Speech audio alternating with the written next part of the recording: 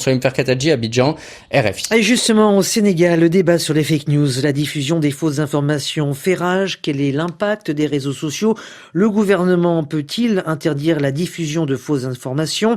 Autant de questions qui sont posées dans une étude publiée par le réseau Afrobaromètre, alors que le gouvernement sénégalais envisage de réguler les réseaux sociaux. À Dakar, Charlotte Hydrac. Qui diffuse les fausses informations? Pour près de 8 Sénégalais sur 10, les politiciens et les partis politiques arrivent en tête, selon l'étude Afrobaromètre.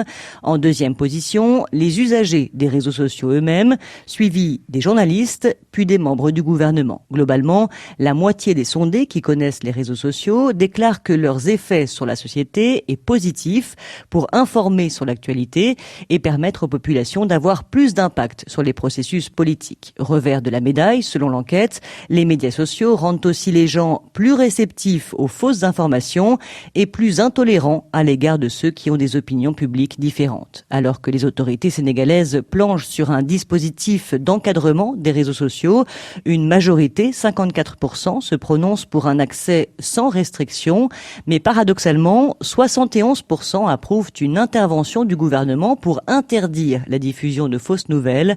Plus de 6 sondés sur 10 sont d'accord pour proscrire les discours de haine ou toute information qui insulterait le président de la République. Charlotte Hydrac, Dakar, RFI. Alors, quels enseignements tirer de cette étude? Le professeur Abdoulaye Diane est directeur du Consortium pour la recherche économique et sociale.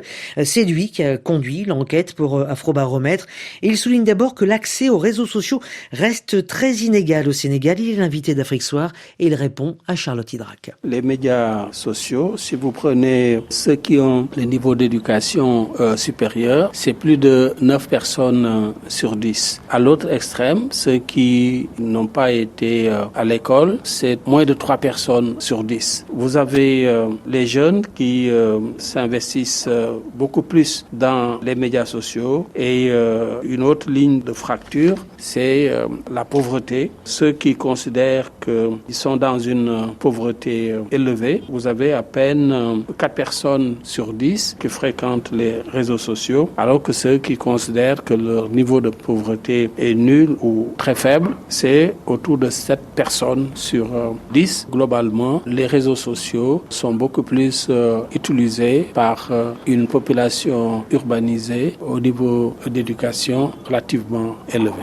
On a vu, professeur, ici au Sénégal au mois de mars, que les médias ont été malmenés, pour certains en tout cas dans le contexte de l'affaire visant l'opposant Ousmane Sonko, avec des signaux de télévision coupés, des médias attaqués, des journalistes qui ont été menacés ou intimidés. Et pourtant, on voit dans cette étude que la grande majorité des Sénégalais sondés soutiennent très fermement la liberté de la presse. Effectivement, 75% des personnes interrogées soutiennent fermement la presse, une liberté d'expression. Quelle est votre analyse sur le paradoxe qu'on évoquait tout à l'heure, c'est-à-dire une majorité qui ne veut pas d'un encadrement des réseaux sociaux, d'une réglementation, et en même temps une majorité qui se dit d'accord pour interdire la diffusion de certaines informations? Oui, ces deux résultats semblent contradictoires. Je pense que cela reflète aussi la réalité, la situation, parce que ceux qui estiment que le gouvernement devrait interdire la diffusion de fausses nouvelles ont en tête des exemples précis où les médias sociaux ont donné dans l'excès. De l'autre côté aussi, ceux qui